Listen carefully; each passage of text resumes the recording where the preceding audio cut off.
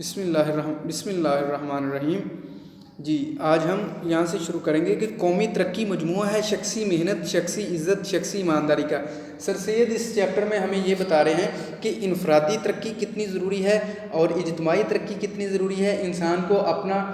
کام، اپنا فرض، اپنا مقصد، اپنے ذمے کا کام پہچاننا کتنا ضروری ہے۔ تو وہ کہتے ہیں کہ اگر کوئی ترقی یافتہ قوم ہے تو اس ترقی کے پیچھے ایک ایک فرد کی ترقی شامل ہے، ایک ایک فرد کی ایمانداری شامل ہے، ایک ایک فرد کی عزت نفس شامل ہے۔ اور ویسے ہی اگر کسی قوم کی تنزلی کا مجموعہ ہم دیکھنا چاہیں تو وہ بھی ایک شخص کی سستی ہے، انفرادی سستی ہے، انفرادی بے عزتی ہے، شخصی بے ایمانی ہے۔ یعنی ایک شخص بے ایمان ہے تو آہستہ آہستہ پوری قوم جو ہے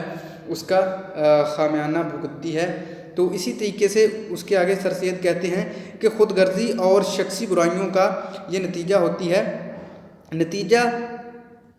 نا تہذیبی و بد چلنی جو اخلاقی و تمدنی باہمی معاشرت کی بدیوں میں شمار ہوتی ہے، در حقیقت وہ خود اسی شخص کی آوارہ زندگی کا نتیجہ ہے۔ کہتا ہے کہ جو معاشرے کے اندر غیر اخلاقی چیزیں شامل ہو جاتی ہیں، معاشرے کے اندر جو ایک نئی تہذیب جو اچھی تہذیب نہیں ہوتی، جو کسی باہر کی قوم کی جیسے مغربی تہذیب ہے تو وہ آ جاتی ہے، تو وہ حقیقت میں اصل میں جو ہے وہ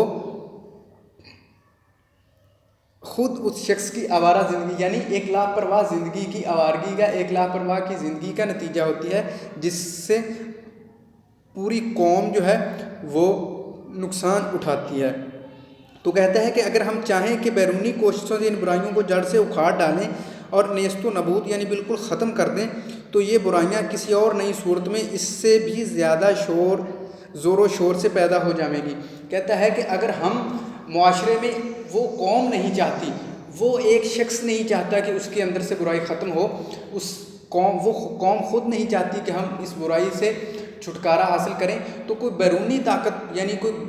ہم پر حکومت مسلط ہے، سمجھیے گا بات کو کہ ہم پہ حکومت مسلط ہے، وہ ہمیں کچھ ایسا قانون کہ چوری نہیں کرنی، حکومت نے جو ہے وہ قانون لاگو کر دیا، لیکن ہمارے اندر اس بات کے ماننے کو تیار نہیں ہے، ایک شخص اس بات کو ماننے کو تیار نہیں ہے کہ ہم نے چوری چھوڑنی ہے، تو حکومت قطعاً اس بات کی پیروی نہیں کروا سکتی کہ عوام سے جو ہے چورا گری ختم کی جائے۔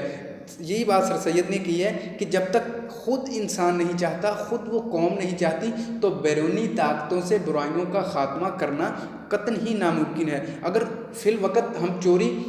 بند بھی کر دیں گے، وقتی طور پر وہ چوری کرنا بند کر دے گا کچھ وقت کے لیے، بیرونی طاقت اس پہ کوئی ایسی مسلط ہو گئی یعنی اس کو مجبور کر دیا کہ وہ چوری نہ کرے، لیکن وہ اپنے اندر جو برائی ہے وہ اس کے اندر پنپتی رہے گی، پلتی رہے گی، وہ زخم ایک ناسور بن جائے گا اور آخر میں وہ چور جو ہے ایک بڑا قاتل، بڑا مکار بن کے معاشرے کے سامنے آئے گا، جو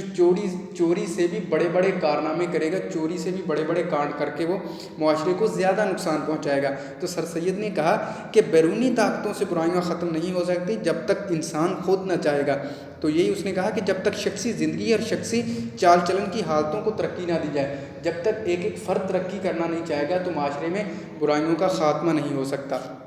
اچھا آگے کہتا ہے کہ اے میرے عزیز ہم وطنوں، اگر یہ رائے صحیح ہے تو اس کا نتیجہ یہ ہے کہ قوم کی سچی ہمدردی اور سچی خیر خواہی کرو۔ کہتا ہے کہ اگر